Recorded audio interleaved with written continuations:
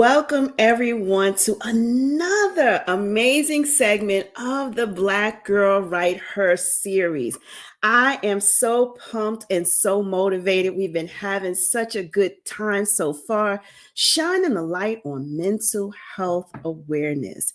So I've got another fabulous guest, and she is a friend to the show. So I'm going to go ahead and bring her up to the stage. Hey, girl. Hey. Hey. I got my sister friend Michelle here today. Says, look, I know a little bit about you, but I want you to introduce yourself to the people. So again, Shanika, thank you so much for grace. Let me have the space here tonight. And mental health is one of my mottos that I have to go to. So again, everyone, I'm Michelle Boulden-Hammond. I wear many hats. God has gifted me one to be a mental health advocate with clinical mental health counseling. I do substance counseling, singer, songwriter, do it all. But one thing, I'm a child of the King. Yes. So that's the main thing. But I just love how the fact that he has me here to help bring people overall wellness in mental health. So Yes. So thank you again for your yes. I tell you guys, I don't give people no notice. I just be like, oh, by the way, would you come and do this show? And by the grace of God, people always say yes. So I'm honored to have you here. Where do we start? Let's get into talking about your own personal experience with mental health. okay. So one, the personal experience, I can be transparent with Mm-hmm. me. Coming up, as I was adopted, I can share that story. But I was adopted in the family, which in my biological mother was a relative. My grandmother was a relative to the ones who adopted me as my parents. Coming up, people don't really go through what adoptee children go through. We go through identity crisis. Mm-hmm. We go through that one. I didn't find out till I was like 10. So again, think about that, that I was adopted. And like the stories that you would hear. But then when I got grown, I found out the real reason why my mother had to give me up, because one, she was a child herself. Mm-hmm. So basically, a lot of dysfunction, which is mental health, because that's the way it's been done. Yeah. That's I where went it starts through this. out. Yeah. That's where it starts out. I mean, it starts out in the home. You reflect Mm-hmm. on what goes on in the home. Well, at the time, I'm being very transparent, and some family who may see this may feel upset about it that I'm airing out. But that's the only way we know that we heal things. Mm-hmm. We Mm-hmm. got to expose those things, and so we can do better to the next generations to come. Because we always talk about these generational curses, right? Mm-hmm. When it comes down to overall wellness. But if you're not well in your mind, your body, and your spirit, then how are you going to get free? So Yes. that's one of the things why I'm on this journey about it. Yes, I had an aunt who was inpatient in a facility. She Mm-hmm. actually died from COVID when COVID came a couple years ago. But the recent journey for me was learning about when my mom took sick. And I didn't know this until she took sick with pancreatic cancer, that she was bipolar. Well, all of these things I kept hearing, or things that with these behaviors, now I know this is what it was, but it was never brought out. So we have to know these things. And I was like, because they say that stuff can go in your genes, right? So I need Mm-hmm. to know why some of my behaviors, low self-esteem, up and down one day, this and that. So it's better for us. We might not want to identify it, or we had this one uncle that, oh, he just acts that way. Well, tell us why he's acting that way. Oh, Come on. Come on. Yes. come on, Pete. Come on, audience. We Yeah. know that we can go back to our childhood and identify that Uncle Ray or Uncle Bubba, Mm-hmm. everybody with family times, those times we cookouts and all that type of time, but Bubby was acting a certain way Yeah. because, but everybody's shown him. But this is where we have to get back to the roots of really dealing with things with Yeah. our family. Yeah, it might be scary and it might be some things that we don't understand. But overall, I think this is how we become better when we be transparent about what really goes on. Yes. Yes. So, is this the reason why you've become such a mental health advocate? Is it through your personal experience, or was it something to do with maybe the environment that you were in? So I became too because I have a son who has some mental health issues as Okay. well, and this was younger. Um, Again, when you're a parent, you know you can control it, but once they get older, Mm-hmm. there's not much we can do, and it's True. sad. There's not a lot of help that what you can do, but they think sometimes to have people incarcerated, and really you don't get. If anything, you get more mental health problems, Mm-hmm. but they Yeah. don't deal with that because we know how systems are right Yeah. now. But yeah, that's the one reason why I can really say I advocated for him maybe a couple months back, way like 6 months ago. Um, Parole and probation, and I've been telling them all along. They had the IEP, all of that type of stuff. I've told them he's the type of person you can't just say do this; it's not going to get done. Mm-hmm. This has followed him throughout the five. So either you're gonna have to find a case manager or you're not gonna do this. Well, the parole and probation person, they actually violated him. So I Wow. went to court. I went to Wow. court and advocated. I was like, who is the person who is representing him? I need to speak to them. And they was like, well, we'll give you a chance. We'll give you a chance to go in front of the judge. One of the things he was going, but it's not the fault of the facility show that didn't show, the person did not go. He didn't get the evaluation because once did I not tell you that this person, he needs the quality care. Mm-hmm. And so I went in front of the judge and I was telling the judge, I said, well, look, here's the scenario, judge. I'm acting on behalf. I'm a substance counselor and I see some of my clients in here today. Wow. Okay. And I see that most stuff that they doing, and again, we can say again, as there can be disparities with the color as Mm-hmm. well, right? So I said to the judge, I said, I'm coming today in two roles. One, I'm coming as a mental health person who works with mental health in my role, and I have clients here today. And I'm also coming as his mother. Yeah. So I'm coming to a point on the mother first. I said, because I have told the system that this is this just throwing somebody in jail, that's not going to help the problem. Mm-hmm. Get the mental health Yeah. together. Yeah. This is why you keep having these problems. Yeah. And did Mm. I not? I talked to the parole officer who was there. I said, did I not tell you this from the beginning? Wow. Well, she was like, well, he had. I said, okay. So the judge was like, he took like 15 minutes. He said, well, I'm agree with the mother right here. So that saved him from going to jail. Mm-hmm. You got to advocate.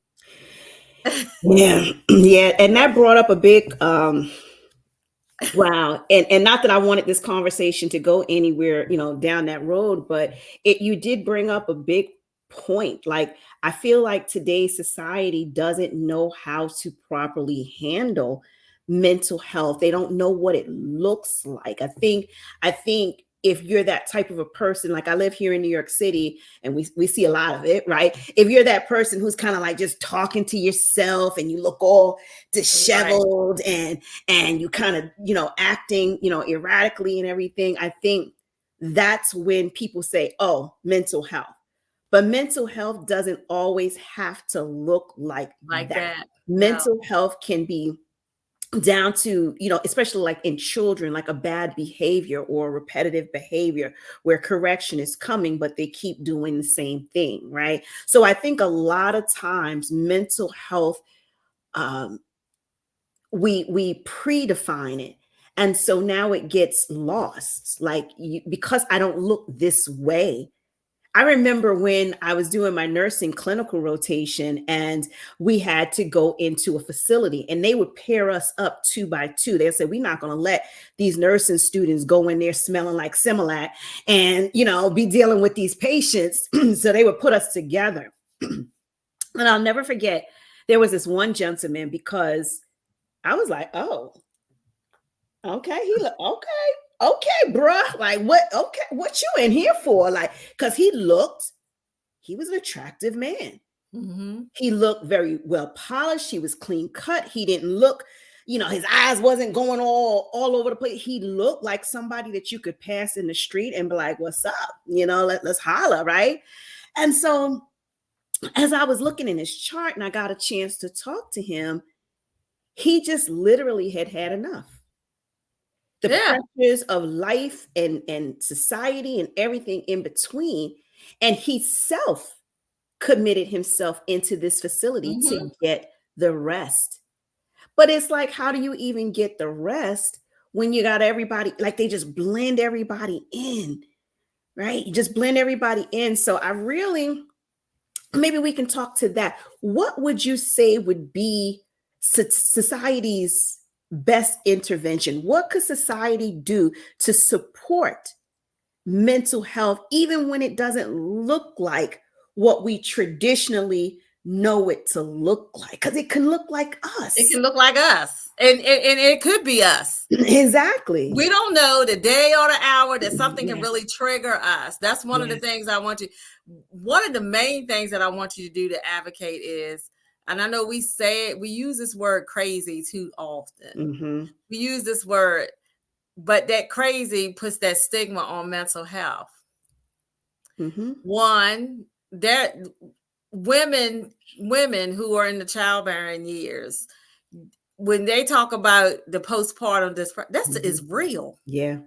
So you can't say that is real. When Yep. you then you'll hear, because 6 months later she might have done something to the baby. Mm-hmm. That stuff is real. So Yep. what are we are we, for that instance, for that arena, are we having case managers check on the mothers? Mm-hmm. Mm-hmm. Can that be implemented with that mental health Right. Without the stigma. Because I without the think that's why stigma? a lot of people don't get the help, because they don't want to be late. Exactly. Because that's me. That Yeah. was me right there. Postpartum depression. And my kid was 2. Yeah. It He was can run. 2. Yeah. So everybody's like, he's 2 already. Like, you should be accustomed to this role. And that's when the shift had occurred. But I was more afraid of being labeled. I was more Mm-hmm. afraid of being institutionalized and having a Mm-hmm. diagnosis, where it was my GYN doctor who was like, nah, we ain't doing all of that. You're not getting no Mm-hmm. label, but you are going to get the help. You're Right. going to get the medication. You're going to do what it is you need to do without getting the label. And I think a lot of times people are more afraid Of of the the label. label. Right. Well, I would say take on the label of wellness. Yes. If you I want like that, it. if you take on your label of wellness, Shanika, you know, made me pop up. So see how you done brought it out of me here. Okay, good. Label Yes. of wellness. That Yes. that's it. The By any label of means wellness necessary, like Malcolm X, by any means means necessary, necessary. You we are know, going to be well, and we're going to advocate for our wellness. well, and that's the thing. I think that is so much with our DNA, right? Mm. With us as being people of color. Now, I'm not saying, like, because a lot of people say, oh, well, the access, they'll say, oh, well, the Caucasians can get that because they can afford it. It's no excuse now in this day and Mhm. time, because Mhm. even medical state insurance will pay for you. If Yeah. anything, you can go 4 or 5 times now Yeah. to get the mental health. Get out of that realm of what everybody's gonna think about Yeah. me if I go. Now, here's a side note. I'm a therapist. I have a therapist. Yes. Yes. Because Amen. let me tell you, when people talking to me sometime, when I have to go through those ACEs, sometimes Mhm. it can trigger me. Yeah. So all those loads that I take on as case loads, that's sometimes I be thinking about, and then sometimes it'll be on my brain sometime at night, because I worry about that person Mhm. who knowing that they're getting plucked upside their head at night, but Yeah. they can't get out of that. Wow. So it's mental awareness on me sometimes. So this therapist has a therapist. So Yes. Yes. That's the beautiful part about it. that therapist, I know my limits. Yeah. I And we know my all, limit. child, I think we all need one. Yeah. So I mean, a therapist. I'm a therapy. I do therapy. I have Yeah. therapists. Yeah. So if it, just put out on the side note, and if you need to check, I would say that question, even though we know it's kind of HIPAA. But if you want to, do you have a therapist therapy? Because something I might drop on you. Do you have a Yeah. therapist working you Yep. unload this at? So I mean, Exactly. that's just things that we gotta to consider when it comes down to the mental wellness. And again, be transparent about it. If you're not feeling well, Mm-hmm. you can do it secretly. You can just go to the hospital, go get yourself checked in. Mm-hmm.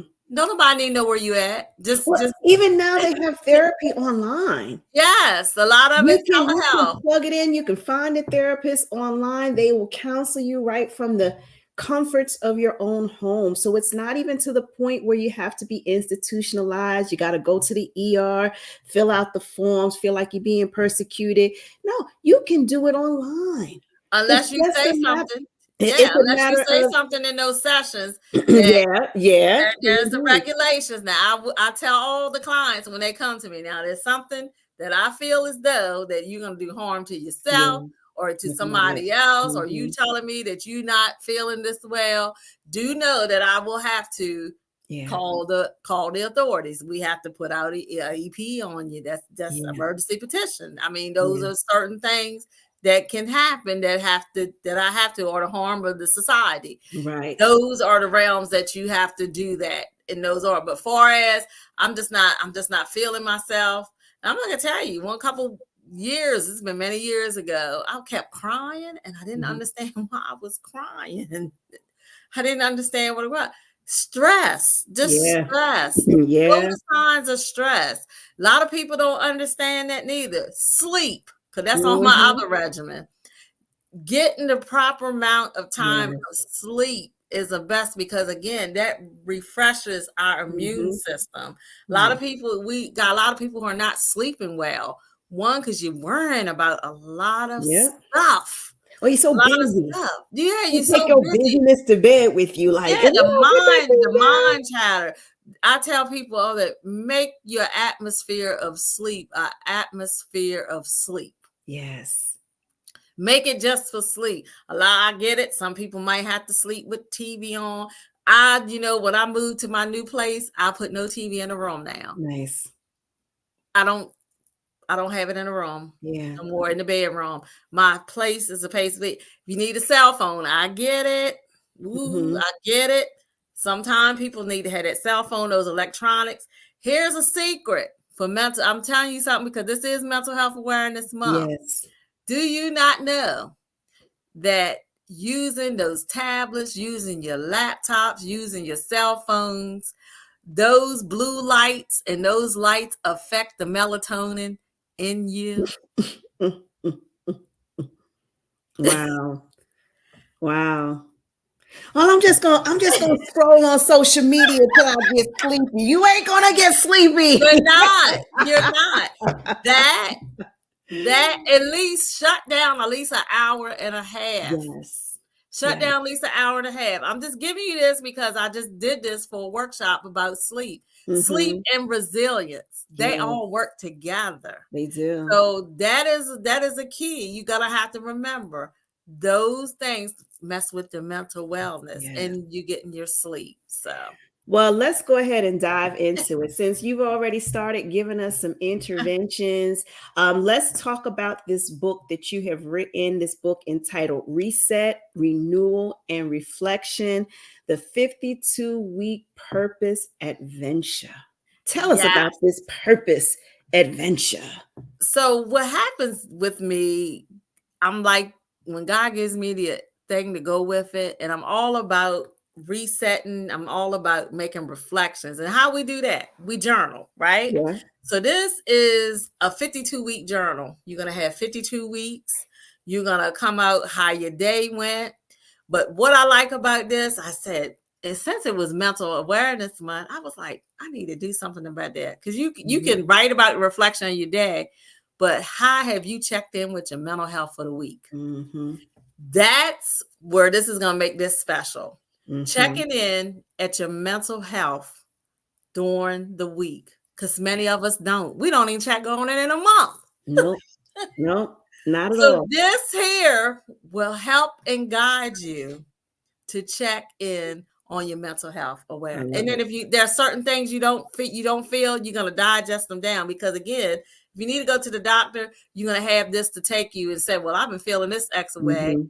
And then Mhm. you could go back and look at a reflective day. Well, what was it? Could it be people, places, or things? Or what am I Yeah. doing? Yeah. So that's the key of this. And you know what's gonna happen? Even in the one part of, you're gonna draw out your day. Yeah. Nice. Takes So you back. takes you back, takes you Yeah. back. It takes you Mhm. back to reflect that whole week. Yeah. Draw out your day. Draw out that. How's your mental health feeling that week? And Mhm. I would say, get a partner. Mhm. Mhm. Get a partner to do this with, someone you can check in with. Yes.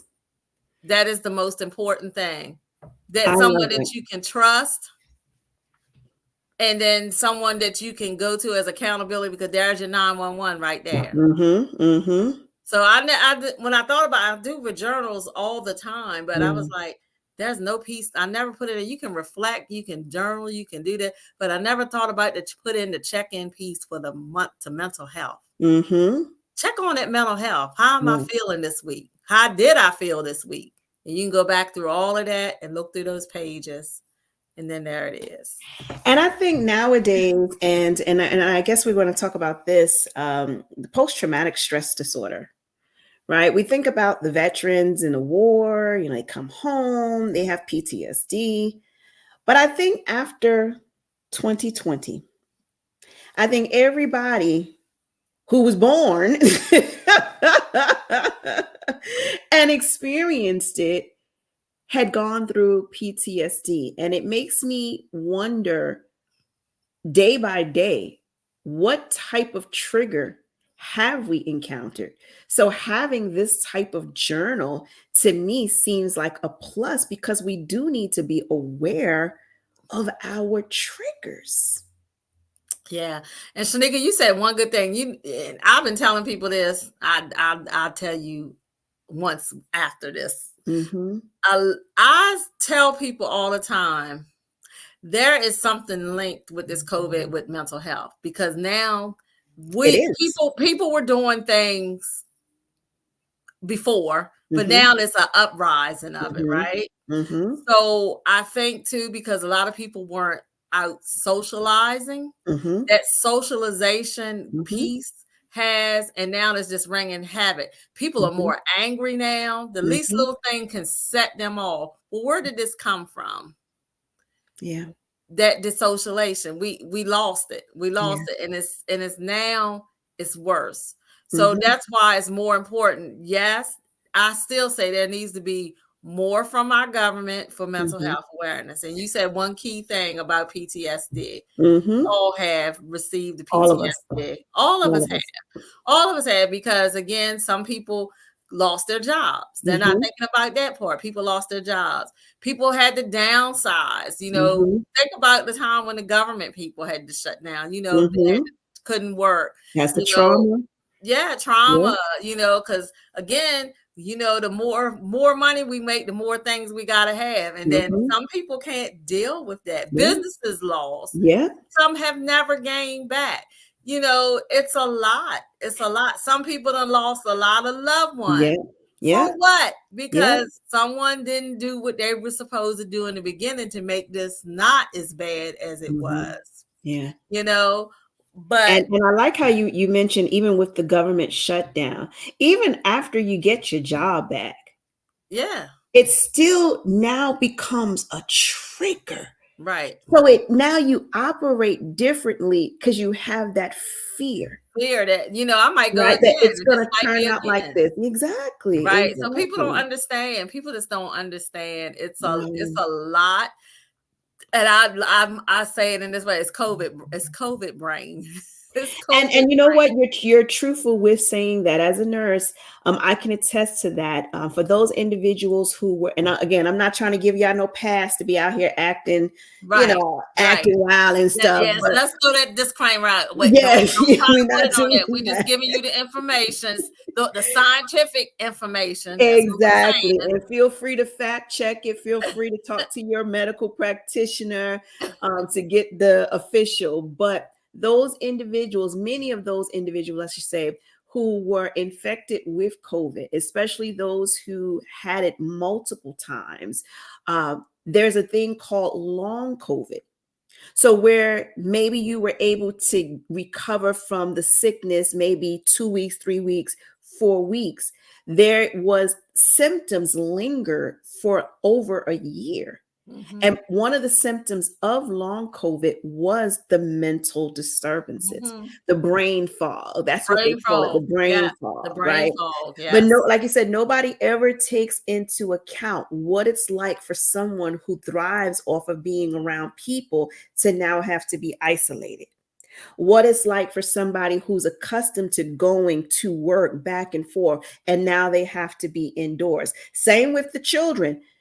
They're having their graduations online, and like, so life as we knew it, and many of us did not know what it was going to look like thereafter. Like, were we ever going to get back to the sense of normalcy?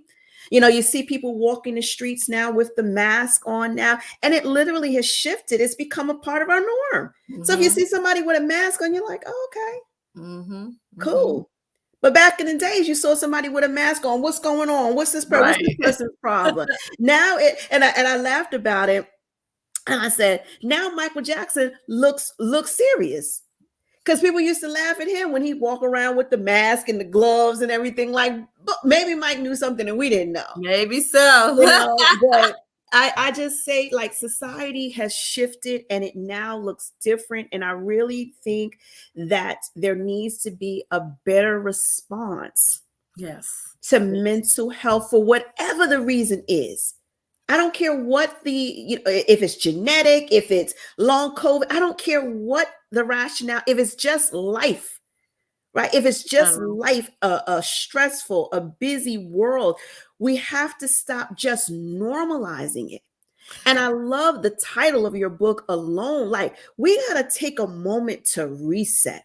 We Yes. got to be able to now do something new, right? Yes. In this new world that we are faced with, we've got to be able to do something new. And yeah, we know the reflection helps us to get there. It helps Mhm. us to renew. It helps us to reset when we are reflecting on those things. So I really wish mental health and well being would Yes. get more positive attention, that we would be more adaptable, right? What I experience as my mental health issue, setback, whatever we want to call it, might be different from yours based off of your experience, based off of your family history. Like, so the two can look different. Yes. Yes. It can.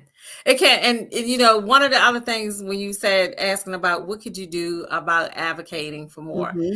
I will also say this, and some people may get mad with me when I say this. I have to say in our faith communities, Hmm.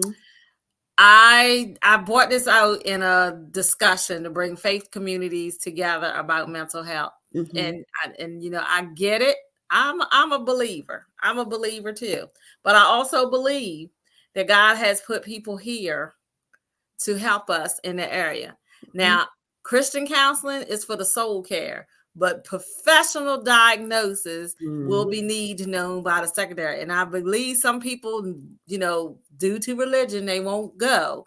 But in the case of that, what are you doing? I left this question. It was funny.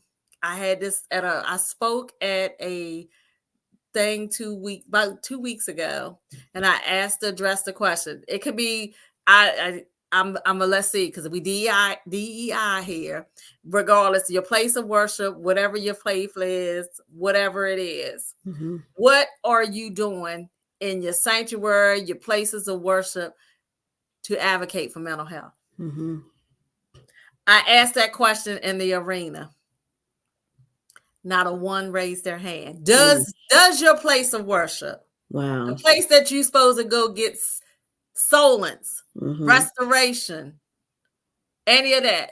I asked that question. Nobody in that place raised their hand. Mm-hmm. Now that's a problem with me. Yeah. Yeah. Because you think about it.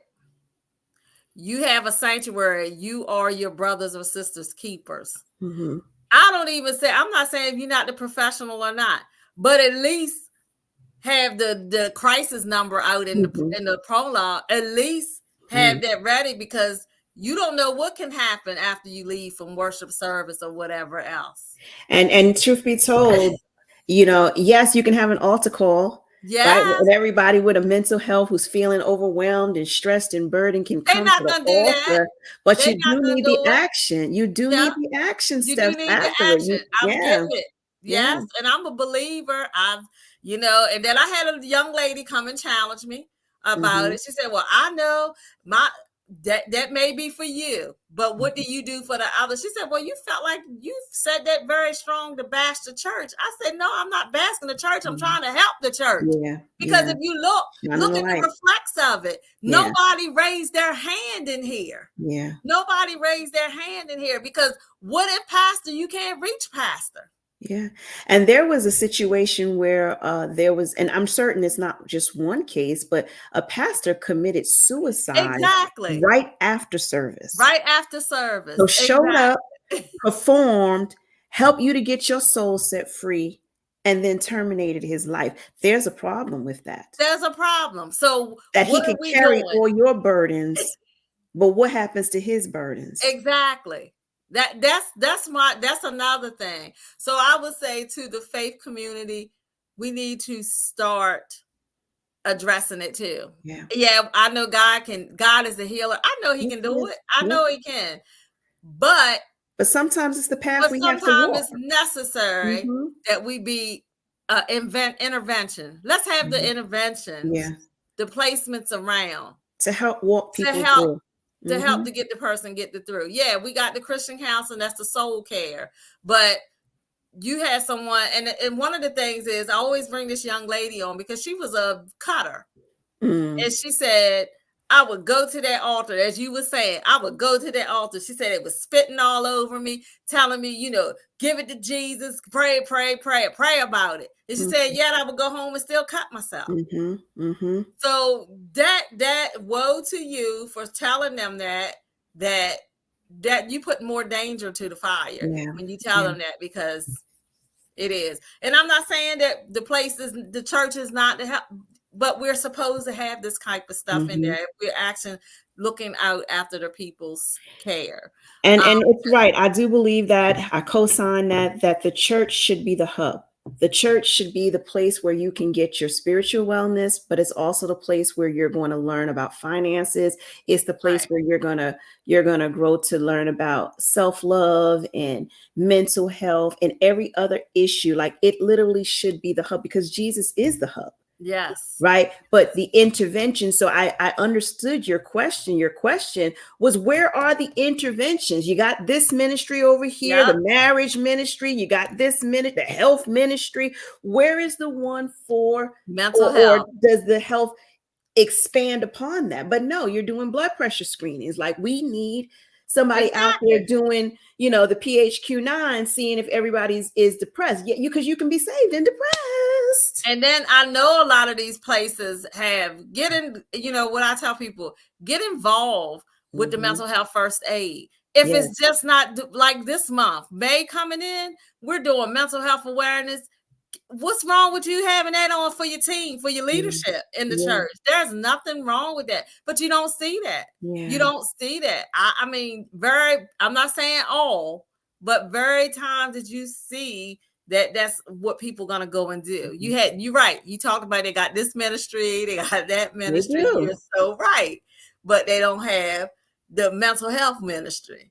And then we're not saying that you have to have qualified people. There's a lot of agencies. Get involved with one of your aides. They will come in, just have somebody speak, or just to say, especially it's mental health, Mental Awareness. Health Awareness And Month. that's the point. The purpose is to bring about the awareness, right? We Yes. can't teach it. Like I said, Rome wasn't built in a day. Like we can't teach everything in 1 month, but it starts the conversation. Start the So conversation. my plea to anyone who is in ministry, get in those church buildings and get to counseling. Yes, the soul is great, but make certain that mind, body, soul, right? Don't forget the other aspects of it as well.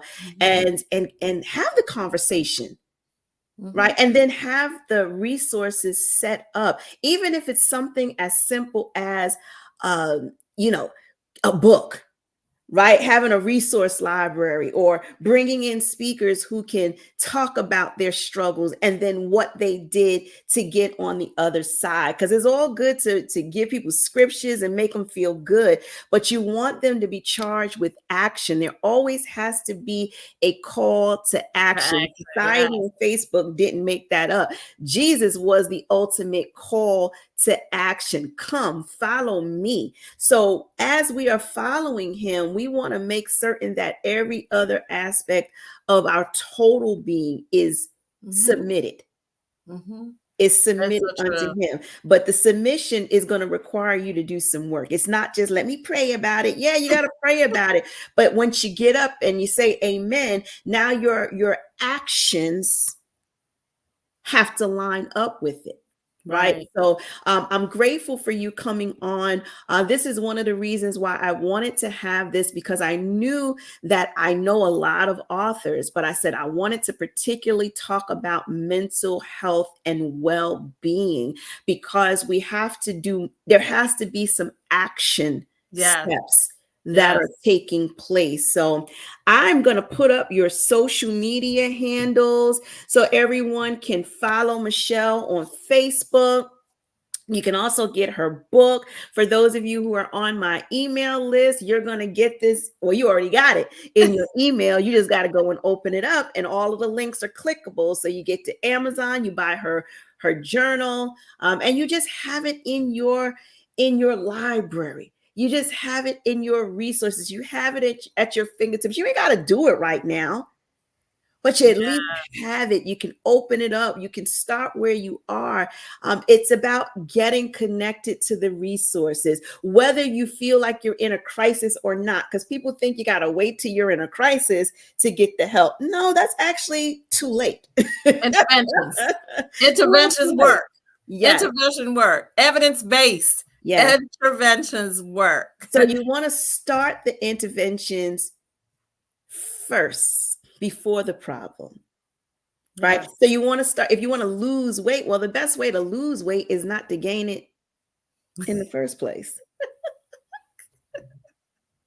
So choose the salad, right? Go for a walk, right? If you start doing the right things, then you don't have the problem. Oh, I got high blood pressure. Well, if you had stopped eating the salt and started exercising and drinking more water, you wouldn't be at the problem. Well, Shaniqua, it's genetic family history. Okay, if you knew you Mm. had a family history of such, Mhm.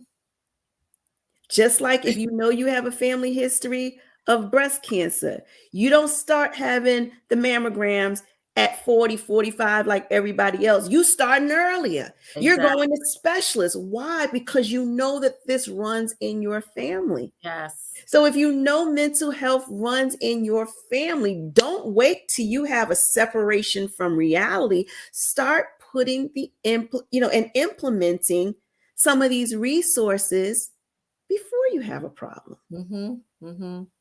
right? Again. So you guys get up with Michelle on Facebook and Instagram. She is also here on YouTube. While you're here watching this, make certain that you go over to her YouTube channel and you subscribe, because subscription helps push the messages. And when Yes. you're bringing forth good words, good information, you're connecting people with the resources. We want to make certain it gets out there. So please make certain that you subscribe to her page, check out her podcast, the Upfront Mind, Body, and Soul podcast. I've been a guest. So y'all need to go back Listen, and watch my episode. Make sure you go back and watch that because I'm, fanatic like that. I like my views to be of a certain way. So y'all make sure y'all go check out her podcast and you check out the episode that I'm featured in. So Michelle, do you have any parting words that you would like to share with the audience? I will just say to this, don't look to the right, don't look to the Mm, middle, but look within when it yes. comes down to your wellness. Yes. Look within. That's it. And again, if the mind, the body, and the soul, they all work together. If any one of those is unlinked, Mm-hmm. it can overshadow to the others, and then it can be damaging. Don't let your stuff get damaged. That's Yeah. all I can say. Yeah. Just go get yourself, check within, and get that mental together. I love it. Thank you so much. Hang out for a second, sis. Let me give the people their marching orders. Such an amazing conversation. Such an amazing conversation. And I hope that you all took heed to that. I don't want you to wait until a problem arises. I want you to have the resources at your fingertips so that you get your strength now, because you just never know. You've seen some of our previous guests. You see how you just never know. You never know where there's going to be a crisis. But if you can intervene before so I always say, where there's smoke, there's fire. So if you can respond to the smoke, you'll never get to the place where there's a fire. So you all go forward and have an amazingly blessed day. And until next time, because I do need you to come back, right? So make certain you hit the subscribe button, make certain you hit the share button, because we want people to get this message. And I want you to come back. I want you to come back for the next segment of the Black Girl Write-Her series. Until then, you all be blessed. Take care.